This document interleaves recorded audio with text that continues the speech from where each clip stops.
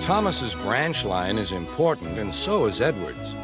But their track and bridges are not so strong as those on the main line. So Topham Hatt does not allow the heavier main line engines like Gordon to run on them. But one day, the way Gordon was talking, you would have thought Sir Topham Hatt had given this order for quite another reason. It's not fair, grumbled Gordon. What isn't fair? Asked Edward. Letting branch line diesels pull main line trains. Never mind, Gordon. I'm sure BoCo will let you pull his truck sometime. Gordon spluttered. I won't pull BoCo's dirty trucks. I won't run on branch lines. Why not? Would be a nice change.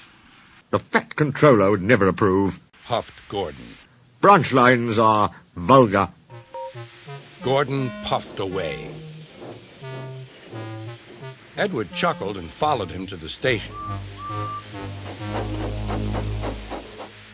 Every evening, the two engines pull two fast trains from the station.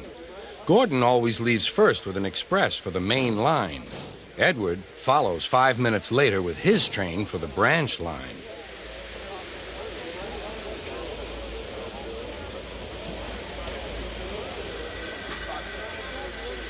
Usually, everything runs like clockwork, but tonight there was trouble.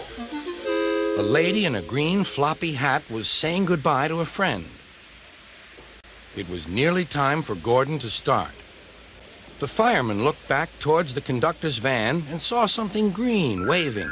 Right away, mate. He thought the conductor had waved his flag.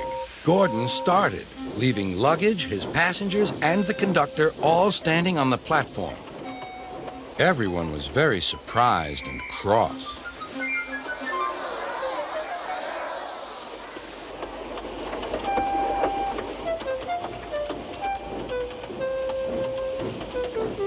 To make matters worse, by the time Gordon had been stopped and brought back, Edward was already late with his train. So now he set off first. But the signalman at the junction wasn't told about the change. By mistake, he sent Edward along the main line. Gordon was sent along the branch and arrived cold and cross on one of the sidings near the harbor.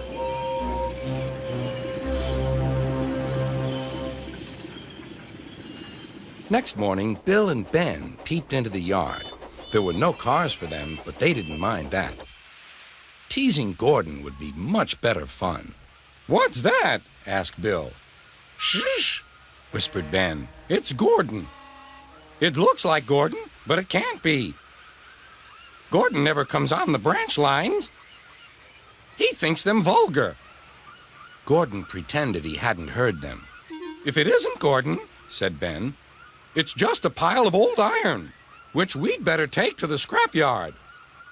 "No, Bill, this lot's useless for scrap. We'll take it to the harbor and dump it in the sea." Gordon was alarmed. I am Gordon. Stop, stop.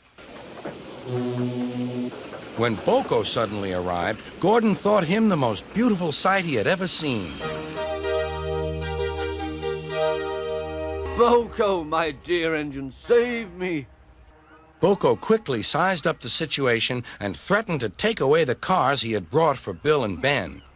This made the twins behave at once. Gordon thought BoCo was wonderful. Those little demons, how do you do it? Oh, well, said BoCo. It's just a knack. Gordon still believes that BoCo saved his life, but we know the twins were only teasing, don't we?